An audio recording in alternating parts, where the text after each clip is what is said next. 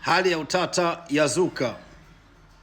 Hali ya utata yazuka kwenye vikosi vya ulinzi vya Marekani Mashariki ya Kati. Kufika paka jana tarehe 12, familia zimekusanyika zaidi ya 200 kukutana na Hog Chow, mkuu wa Marine Force ya Marekani, kutaka kujua hali na usalama wa maisha ya familia zao ambao waliosafiri pamoja na Abraham Lincoln, the ship carrier ya Marekani, ambayo kwa sasa wanajeshi wengi wanapitia changamoto sana ya maisha kuwa magumu kwa ukosefu wa huduma, kwa mfano chakula, madawa na stressi. Na paka kufikia jana kuna wanajeshi zaidi ya 10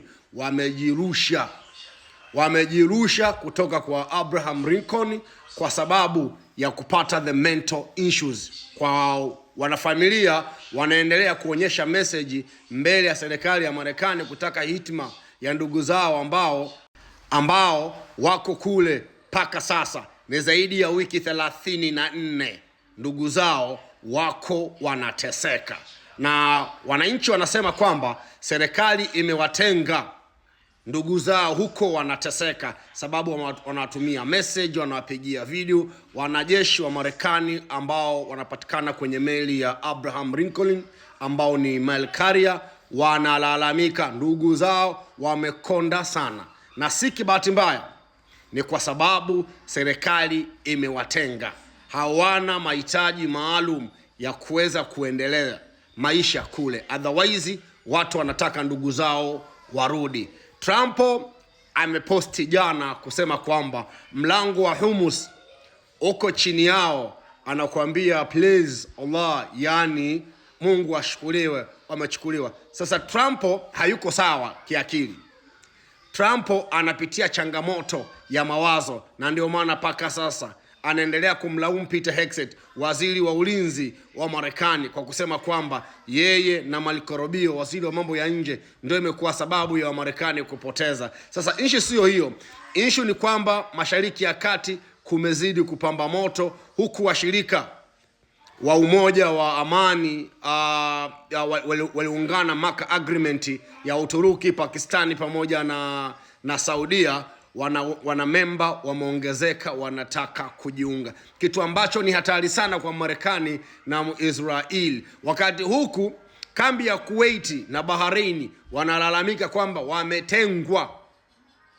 Baadhi ya wanajeshi waliobaki kule wametengwa, hawaoni msaada wowote ule. Hizi ni message kutoka kwa wanajeshi kwenda kwenye familia yao. Familia wameenda kulalamika kwamba hawana matumaini, yani imefikia hatua wanajeshi hawana matumaini ya kufika kesho, jambo ambalo ni hatari sana.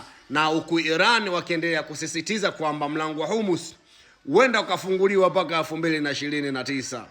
2029 wakati Trump hayuko madarakani tena. Kwa hiyo Trump ameenda mbali sana na kusema kwamba ameshutushwa na hali ambayo imetokea Mashariki ya Kati. Kwa mfano Bahrain, Kuwait, hakutegemea kama Iran wanaweza kufanya hichi walichokifanya. Haya ndiyo matokeo ambayo yanamsumbua Trump. Kwa hiyo Wamarekani wanataka ndugu zao wote walioenda Mashariki ya Kati kwenye vita hii warudishe wakiwa salama, sababu kule walipo wanateseka, wanaangaika, hawana msaada. Serikali imewatenga, imefika hatua paka dawa ya meno imewaishia, chakula ni shida, kuoga imekuwa shida, na hawaoni msaada wowote, yani hawaoni matumaini ya msaada wowote, kitu ambacho ni hatari sana kwa maisha ya binadamu. Kwa hiyo wanachama wengi ama wananchi wengi wameitaka serikali kuu ya Marekani warudishe watoto zao na familia zao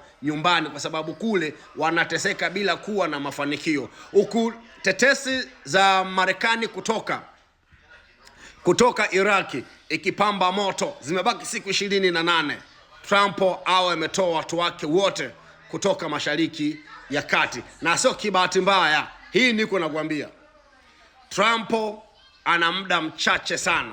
Hali hii ikiendelea, asipotafuta njia mbadala ya kumaliza tatizo hili,